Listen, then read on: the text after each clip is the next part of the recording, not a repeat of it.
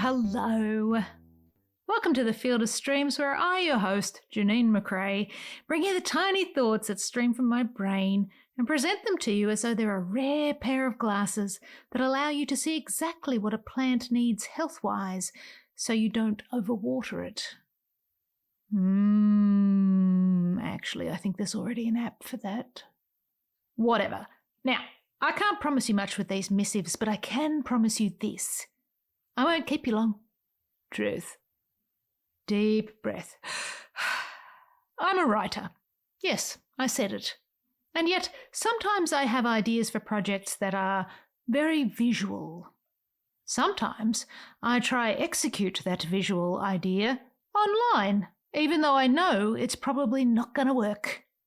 The word execute is important here because in the course of this episode, which will be way different from anything that I have read to you thus far, I executed, as in killed this idea, by trying to fit it into an online platform like, I don't know, not to name names, but Substack, which has minimal design functionality, and once you look on mobile, everything blows up anyway. It's very disappointing. Actually, that's an exaggeration.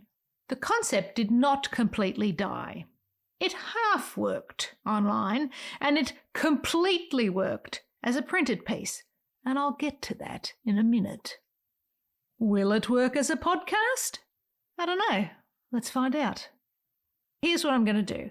I figure if I set up what my vision was for it, if I explain that it was essentially a Mad Magazine fold-in, but for a poem, I think you'll get the scope of my ambition. If nothing else, it does demonstrate that I will try absolutely anything, even at the risk of failure. If you want to see what the final thing actually looked like in a physical form and the final glorious Easter egg of the vision, there is a behind-the-scenes video episode that goes with this podcast. The link is in the description. What does absolutely and completely work is that it's a poem, and you can't really mess up a poem. I mean, you can write a bad poem, but like format-wise, a poem's a poem's a poem. They all work. And so, at its most basic, this week's episode is just a poetry slam. Well, not really a slam, it's just a reading. What is a poetry slam? Do you fight someone? I don't know, I've never been. So what actually inspired this Mad Magazine poetry fold-in? Well, at the time that I wrote this, which was back in May 2022, Jaffee, the man and artist who invented the Mad Magazine fold-in, had just passed away. I have very fond memories of those fold-ins as a teenager. Actually, confession, I was still buying Mad Magazine well into my 20s. Anyway, reading some stories on Jaffee, it got me thinking about the theme of fold. Folding in one thing to make an entirely different thing. What if, thought I could write a poem that read one way, but when you folded it in, like that Mad Magazine fold-in, it would be a completely different poem. A twofer. The fold theme did not end there in this concept. All stanzas within the poem relate to things that you fold. Laundry, money, centerfolds, folding a business, and origami. That's why the poem is called The Folding Crane. And when I printed it out, the final act of my conceptual project was to fold the poem into one of those aforementioned origami cranes, which I had never made before. It was a very exciting time for me.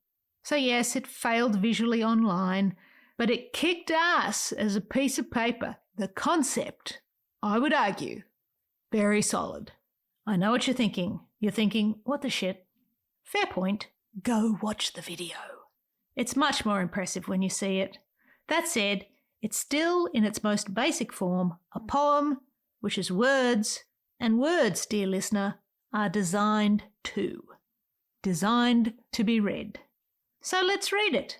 I'm going to read the unfolded version first, called The Folding Crane, followed by what would be the folded-in version, simply called The Crane, because the word folded disappeared. My God, it's so conceptual. Anyway, welcome to my poetry slam. Let us begin. The Folding Crane.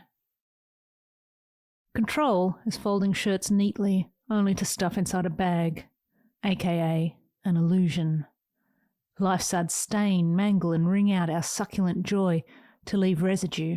A spin out of our entire being will ensue as we lose the centre of control. Remember, an iron's as close as you'll get to a crease-free life. We wrinkle. Our desires have no desire to hide or bleep themselves. They live au naturel. Wide open, they are purposeful in their approach, yet afraid and vulnerable.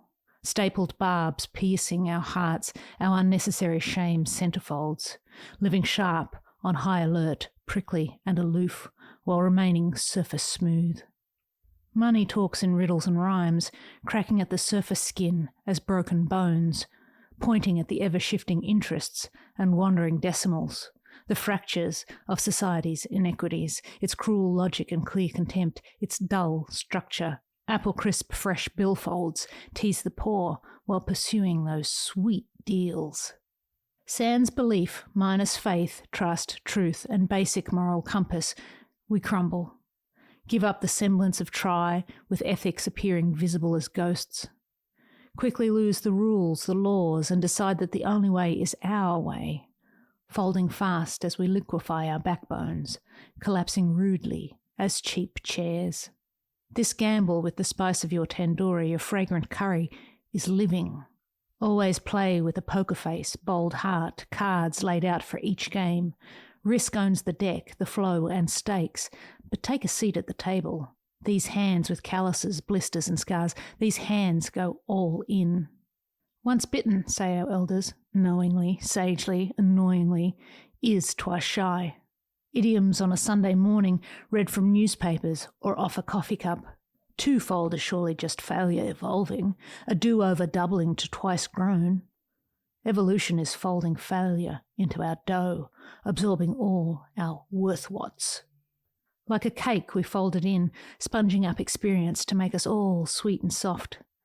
Our recipe reads like a poorly written cookery book, hungry for disaster.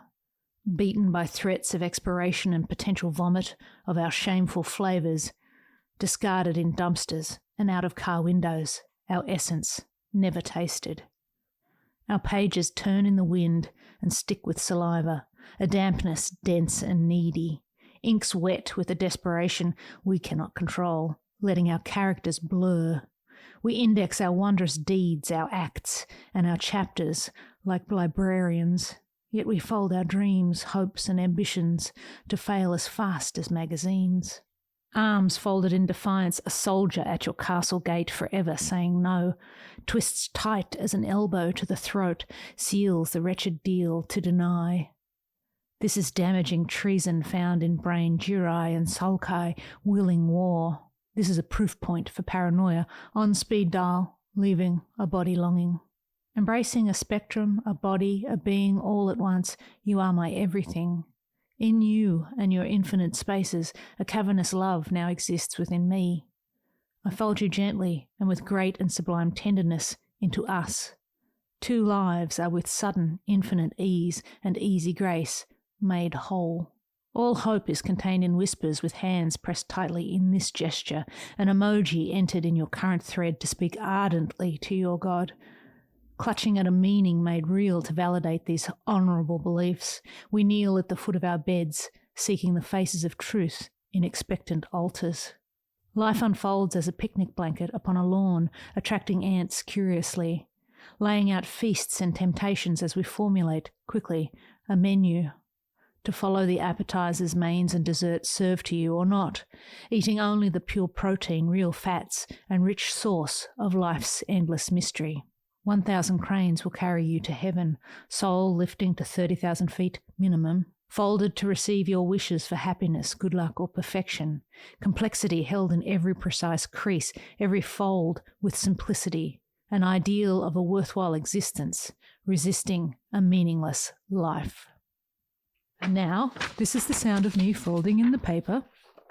Version 2, The Crane. Control is an illusion. Life suds leave residue, a spin out of control. Remember, we wrinkle.